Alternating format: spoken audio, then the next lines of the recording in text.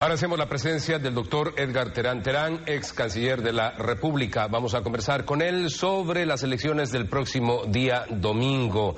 Noboa pide al pueblo evitar una guerra civil. Por su parte, Correa dice que hay que cerrar filas en contra del fraude.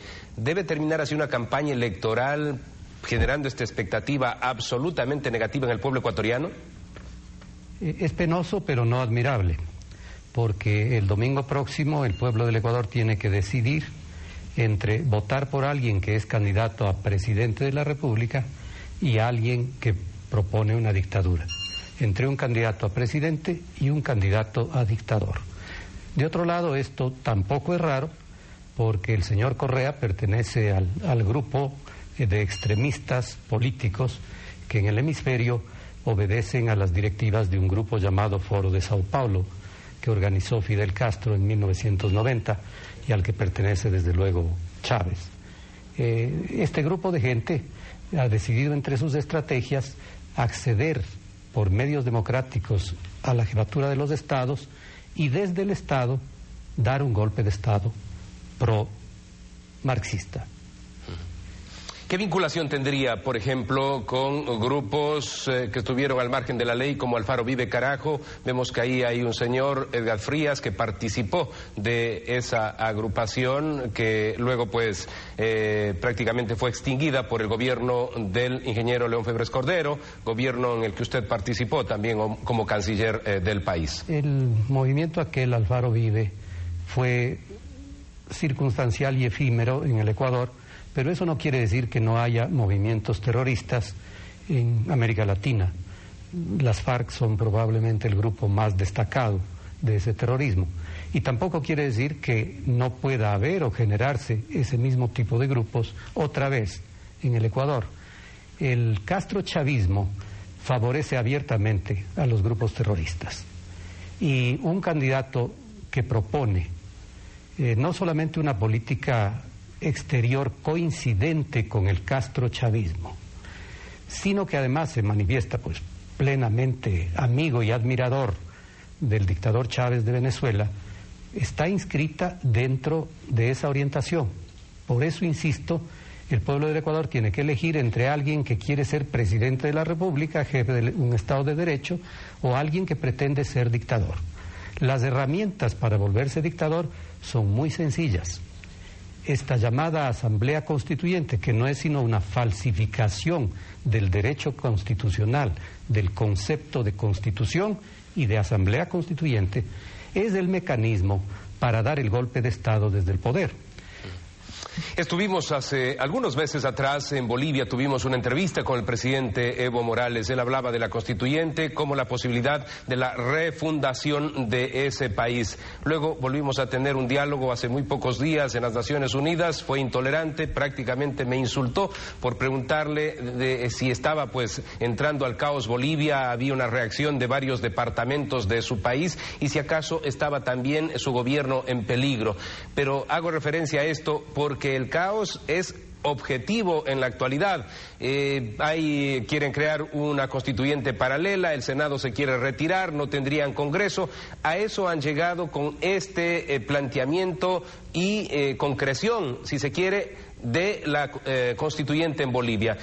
¿Habría un símil? ¿Se podría reflejar lo de allá con lo que podría ocurrir en el Ecuador si se persiste en la constituyente? No cabe duda, son procedimientos absolutamente gemelos los que tiene en práctica el señor Morales en Bolivia, lo que practicó ya en Venezuela Chávez y lo que propone Correa acá. La intolerancia de la cual usted ha sido víctima no debe extrañarle, porque toda dictadura marxista es totalitaria, todo neoestalinismo es totalitario y no respeta los derechos de los ciudadanos y desde luego no los de la prensa. Pero quiero explicarle algo que constituye la prueba evidente del cordón umbilical entre todos estos extremismos, estos totalitarismos. Hay unos profesores españoles de la Universidad de Valencia que trabajan en el Ecuador con un proyecto con una de las universidades de Quito. El uno de apellidos Viciano Pastor y el otro de apellidos Martínez Dalmau. Estas personas escribieron el análisis jurídico del proyecto de constitución de Chávez, al menos del primero, para justificar la constitución totalitaria de Venezuela.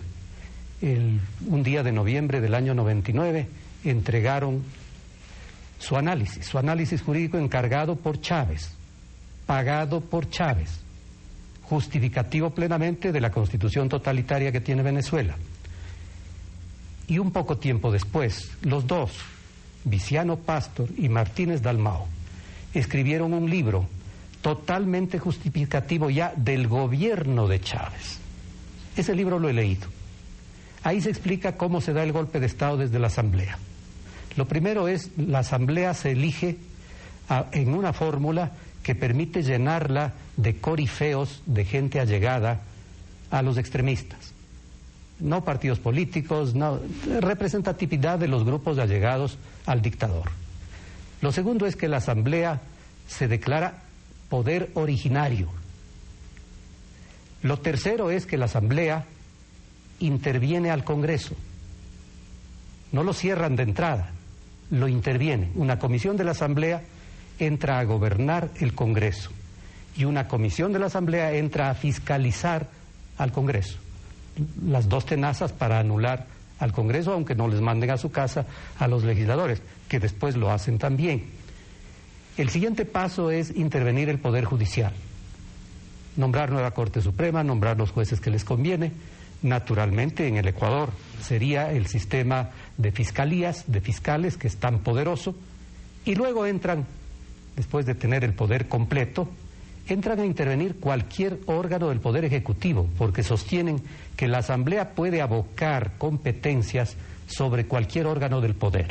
Esto está escrito, esto no lo invento yo, esto está escrito desde el año 2000, pagado por la Asamblea Nacional Venezolana, por dos profesores españoles que están trabajando en el Ecuador, y no me cabe duda que muy cerca de Correa, en una universidad de Quito. Esos documentos que han servido, como usted señala, bajo el origen de Venezuela para el manejo en Bolivia, ¿podrían también ser la base para instaurar esa constituyente aquí en el Ecuador? Desde luego, es exactamente el esquema ya preparado. El señor economista Correa, que es un hombre que tiene un título para ser profesor e investigador, y nada más, él no entiende de derecho. Es más, él desprecia profundamente el Estado de Derecho, la vigencia de la ley. En su formación no entra la ley, en sus maneras no entra el respeto a los demás. El símbolo de la correa y dale correa, dale látigo, eso demuestra ya el temperamento brutalmente autoritario, no solamente los precedentes de su filiación con el grupo del Foro de Sao Paulo, del neomarxismo de América Latina. Grave sería que se instaure un gobierno de esas características, y razón tendría de decir de pronto el abogado Álvaro Noboa de que hay que evitar una guerra, porque eso es lo que está aconteciendo en Bolivia en estos momentos, enfrentados 6 departamentos de los 9 contra 3 que estarían con el presidente Evo Morales. Conocí muy profundamente el estatuto electoral de la constituyente, estuve allí por 2 ocasiones, realicé trabajos al respecto, he venido diciendo que es una aventura instaurar la constituyente. Lo dije antes de que haga crisis en Bolivia, y en la actualidad pues simplemente hay que leer los periódicos. Es un caos lo que acontece en ese país. Ahora quieren aprobar la constituyente apenas con la mitad de los votos más 1, no con las 2/3 partes como sería lógico aprobar pues la Carta Magna. De tal manera que le agradezco, doctor, por haber hecho este análisis basado en argumentos, y además pues está denunciando la presencia de estos personajes que sabemos han actuado en Bolivia, y nada bueno es lo que está aconteciendo en ese hermano país. ¿Quiere concluir, doctor, con alguna idea más? Decirles a los ecuatorianos que no tienen lugar a mayor hondura en el análisis. El domingo hay que escoger entre uno que es candidato a presidente de la República, con simpatías o antipatías que pueda provocar, y otro que propone ser dictador marxista, chavista, castrista.